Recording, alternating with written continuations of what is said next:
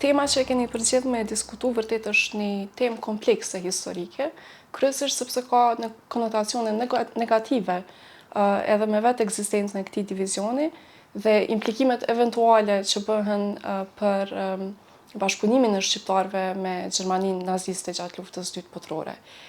Fakti historik është që ky divizion realisht u formua në fund të luftës së dytë botërore, në një kohë kur Gjermania naziste po e shete që është në humbje e sipër, posaçërisht është në raport me luftën në frontin lindor dhe veçanërisht me situatën në Ballkan.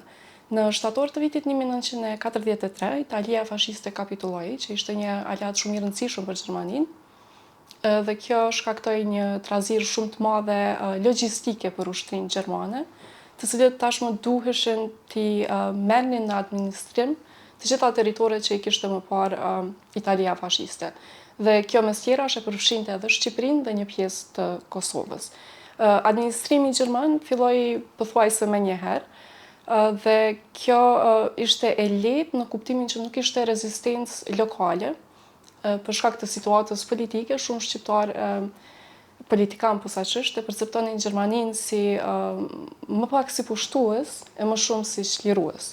Dhe kjo duhet të lezohet edhe në kontekst të raportit të shqiptarëve të Kosovës, veçanërisht me jugoslavët, edhe përvojat historike që i kishin me ata.